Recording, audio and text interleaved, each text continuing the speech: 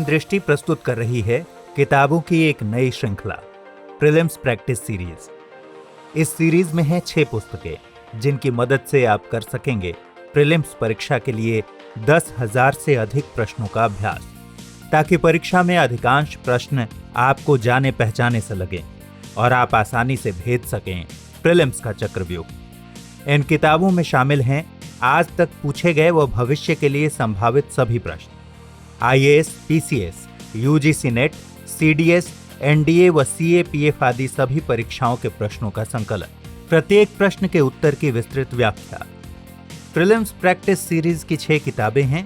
भारतीय संविधान व राज्य व्यवस्था 1600 से ज्यादा प्रश्न, भारतीय इतिहास एवं कला संस्कृति 2300 से ज्यादा प्रश्न, भूगोल एवं पर्यावरण पारिस्थितिकी 2500 से ज्यादा प्रश्न, भारतीय अर्थव्यवस्था 1200 से ज्यादा प्रश्न, सामान्य विज्ञान एवं विज्ञान प्रौद्योगिकी 1500 से ज्यादा प्रश्न, भारत 2020 बजट, आर्थिक सर्वेक्षण व करंट अफेयर्स, इसमें है 1500 से ज्यादा प्रश्न। खरीदने के लिए संपर्क कीजिए अपनी नजदीकी बुक शॉप से या विजिट कीजिए हमारी वेबसाइट drishtiis.com या मंगवा लीजिए अमेज़न अथवा फ्लिपकार्ट से।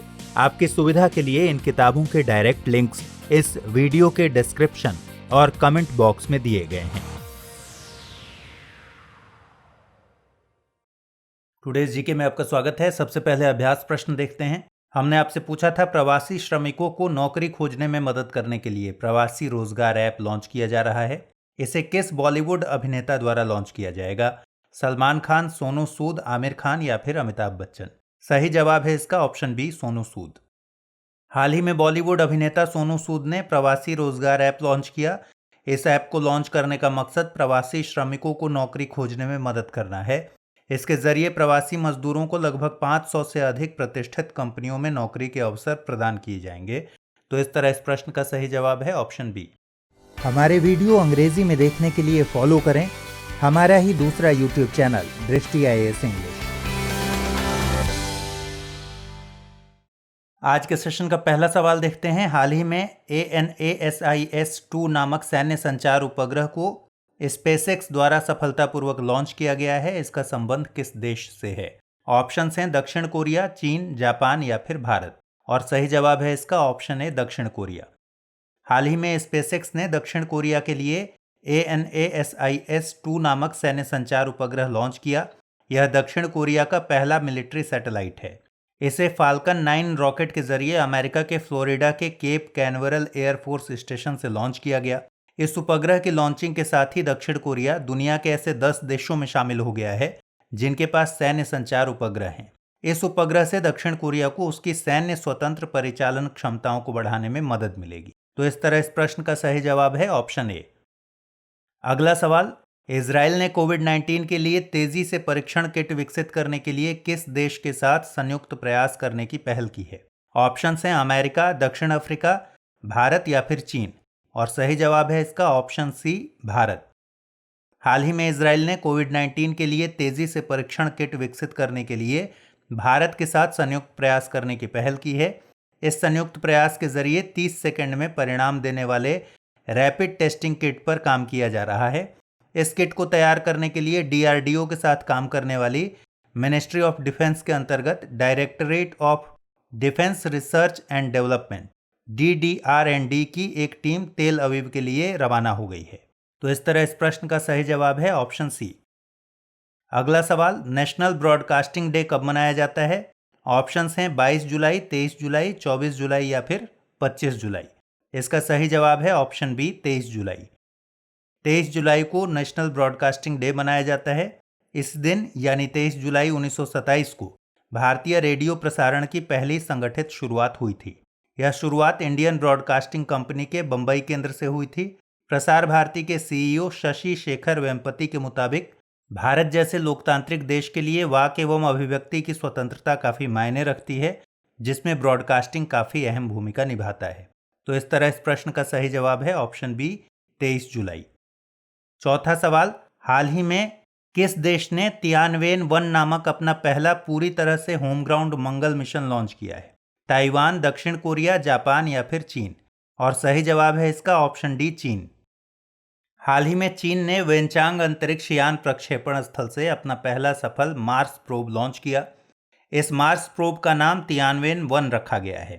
तियानवेन अंतरिक्ष यान के 3 मकसद हैं: व्यापक अवलोकन के लिए मंगल ग्रह की परिक्रमा करना, मंगल की भूवैज्ञानिक संरचना, वातावरण, पर्यावरण, मिट्टी और पानी की जांच करना, पृथ्वी से 400 मिलियन किलोमीटर की दूरी तय करके मंगल तक पहुंचने के लिए इस तियानवेन प्रोब को 7 महीने का समय लगेगा। इस प्रोब के 3 हिस्से हैं: ऑर्बिटर, लैंडर और रोवर। ऑर्बिटर मंगल ग्रह की कक्षा में रहेगा और वैज्ञानिक ऑपरेशन करेगा। यह रिले सिग्नल भेजेगा। रोवर में 6 पहिए और 4 सौर पैनल लगाए गए हैं। इसका वजन लगभग 200 केजी है। रोवर ग्रह पर 3 महीने तक काम कर सकेगा। अब तक अमेरिका, रूस, भारत और यूरोपीय संघ ने ही मंगल में अपने मिशन भेजे हैं। मंगल की परिक्रमा के लिए मिशन भेजने वाले पहले एशियाई देश भारत के मिशन को मिशन मंगलयान कहा जाता है। तो इस तरह इस प्रश्न का सही जवाब है ऑप्शन डी। अगला सवाल है, निम्नलिखित में से किस स्पेस टेक स्टार्टअप ने lidar based in orbit space debris monitoring and tracking system को विकसित किया है? ऑप्शंस हैं डिगिएंट्रा रिसर्च एंड टेक्नोलॉजी यानी DRT, स्पेसएक्स, ब्लू मून या फिर स्पेस होराइजन। और इसका सही जवाब है ऑप्शन ए DRT। DRT नामक एक स्पेस स्टार्टअप ने भारत की पहली इन ऑर्बिट स्पेस मलबा निगरानी और ट्रैकिंग प्रणाली विकसित की है। यह प्रणाली LIDAR यानी लाइट डिटेक्शन एंड रेंजिंग तकनीक पर काम करती है। इस स्टार्टअप द्वारा विकसित यह प्रणाली ग्लोबल रियल टाइम अर्थ मॉनिटरिंग प्रदान करेगी। यह सिस्टम अंतर्राष्ट्रीय अंतरिक्ष एजेंसियों को अंतरिक्ष मलबे को ट्रैक और मैप करने में मदद करेगा। यह स्टार्टअप छोटे सैटेलाइट विकसित करने के लिए एक छोटी सैटेलाइट असेंबली लाइन और प्रोडक्शन यूनिट स्थापित करने की योजना बना रहा है। इससे भारत को आत्मनिर्भर बनने में मदद मिलेगी। दिगंतरा भारत की पहली वायु और अंतरिक्ष निगरानी कंपनी है।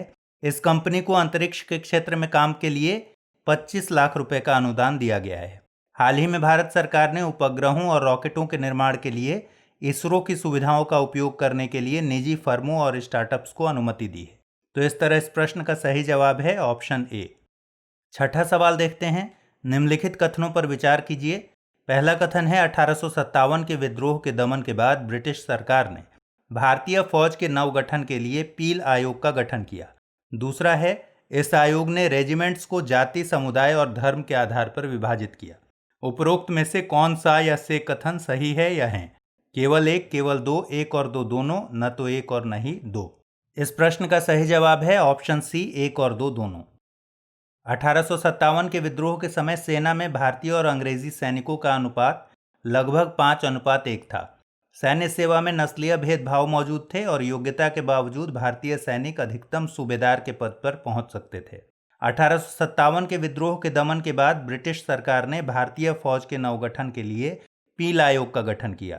इस आयोग ने रेजिमेंट्स को जाति, समुदाय और धर्म के आधार पर विभाजित किया। तो इस तरह दोनों कथन सही हैं, इसलिए ऑप्शन सी सही उत्तर है। सातवां सवाल है, निम्नलिखित कथनों पर विचार कीजिए। रेगुलेटिंग एक्ट 1773 के तहत वारेन हेस्टिंग्स को बंगाल का प्रथम गवर्नर जनरल बनाया गया।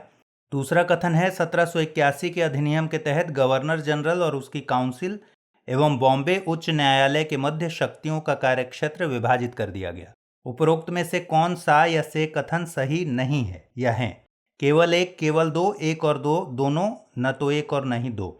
और सही जवाब है इसका ऑप्शन बी, केवल दो।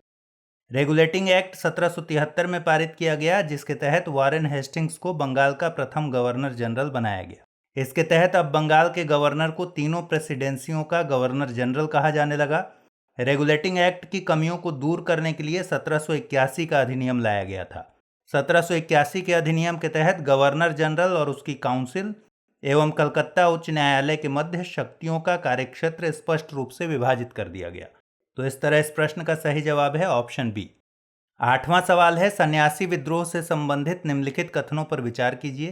पहला कथन है, इस आंदोलन के नेतृत्वकर्ता मंजू शाह एवं देवी चौधरानी थे। दूसरा कथन है, बंकिम चंद्र चटर्जी द्वारा लिखित उपन्यास आनंद मठ का संबंध सन्यासी विद्रोह से है। उपरोक्त में से कौन सा या से कथन सही है या है? केवल एक, केवल दो, एक और दो दोनों, न तो एक और नहीं दो। और सही जवाब है इसका ऑप्शन सी, यानी दोनों कथन सही हैं। इस आंदोलन का प्रमुख कारण अत्यधिक शोषण, अकालों की निरंतरता, अंग्रेजों की नीतियां, आर्थिक मंदी, राजनैतिक अशांति और तात्कालिक कारण अंग्रेजों द्वारा हिंदू और मुस्लिम तीर्थ स्थानों की यात्रा पर लगाया गया प्रतिबंध था। इस आंदोलन के नेतृत्वकर्ता मंजू शाह एवं देवी चौधरानी थे। इस आंदोलन का प्रभाव क्षेत्र ढाका, रंगपुर और मैमनपुर थे। बंकिम चंद्र चटर्जी द्वारा लिखित उपन्यास आनंद मठ का कथानक सन्यासी विद्रोह पर आधारित है। तो इस तरह इस प्रश्न का सही जवाब है ऑप्शन सी। नवा सवाल देखते हैं। निम्नलिखित कथनों पर विचार कीजिए। फकीर विद्रोह एक धार्मिक विद्रोह था जो घुमक्कड़ मुसलमान फकीरों के गुट द्वारा किया गया। दूसरा कथन है इस विद्रोह के प्रमुख नेता मजनून शाह और चिराग अली शाह थे। उपरोक्त में से कौन सा या से कथन सही है या है? केवल एक, केवल दो, एक और दो दोनों, न तो एक और न ही दो। और सही जवाब है इसका ऑप्शन सी, दोनों कथन सही है। फकीर विद्रोह एक धार्मिक विद्रोह था जो घुमक्कड़ मुसलमान फकीरों के गुट द्वारा किया गया। इस विद्रोह के नेता मजनून शाह ने अंग्रेजी शासन के खिलाफ विद्रोह करते हुए जमींदारों और किसानों से धन की वसूली की। मजनून शाह की मौत के बाद इस आंदोलन की बागडोर चिराग अली शाह ने संभाली। भवानी पाठक और देवी चौधरानी जैसे हिंदू नेताओं ने इस आंदोलन में सहायता की। तो इस तरह इस प्रश्न का सही जवाब है ऑप्शन सी। 10वां सवाल है सूची 1, जिसमें दिया गया है 1857 के विद्रोह के नेतृत्वकर्ता को। सूची 2, जिसमें दिया गया है क्षेत्र, उससे सुमेलित कीजिए तथा दिए गए कूट की सहायता से सही उत्तर का चुनाव कीजिए। नेतृत्वकर्ता में दिया गया है मौलवी अहमदुल्ला और क्षेत्र में है इलाहाबाद। इसी तरह ऑप्शन बी है लियाकत अली फैजाबाद, नाना साहब बरेली, खान बहादुर खां कानपुर। कूट है ऊपर दिया गया है ए बी सी डी और नीचे 2 1 4 3। फिर बी में है 1 2 3 4, सी में है 3 2 1 4 या फिर डी में है 4 1 3 2। जब आप सुमेलित कीजिएगा तो इसका सही उत्तर आएगा ऑप्शन ए। कैसे आएगा ये विश्लेषण के जरिए देखते हैं। 1857 के विद्रोह के प्रमुख केंद्र और उसके नेतृत्वकर्ता इस तरह थे। दिल्ली में बहादुर शाह जफर, लखनऊ में बेगम हजरत महल, कानपुर में नाना साहब, झांसी में रानी लक्ष्मीबाई, जगदीशपुर में वीर कुंवर सिंह, फैजाबाद में मौलवी अहमदुल्ला, इलाहाबाद में लियाकत अली और बरेली में खान बहादुर खां। तो अब जब इसमें मिलाइएगा मौलवी अहमदुल्ला फैजाबाद यानी ए के साथ 2, लियाकत अली इलाहाबाद यानी बी के साथ 1, नाना साहब कानपुर यानी सी के साथ 4 और खान बहादुर खां बरेली यानी डी के साथ 3। तो सही उत्तर इसका निकलेगा ऑप्शन ए। आइए अब अभ्यास प्रश्न पर नजर डालते हैं। चर्चा में रहा येलो फ्रॉग IUCN की रेड लिस्ट में किस कैटेगरी में शामिल है? Least concern, endangered, vulnerable, critically endangered. तो इस अभ्यास प्रश्न का जवाब कमेंट्स में दीजिए। इस अभ्यास प्रश्न के जवाब के साथ और नए सवालों के साथ हम अगले एपिसोड में फिर से मिलेंगे। तब तक के लिए ख्याल रखिए। Good bye.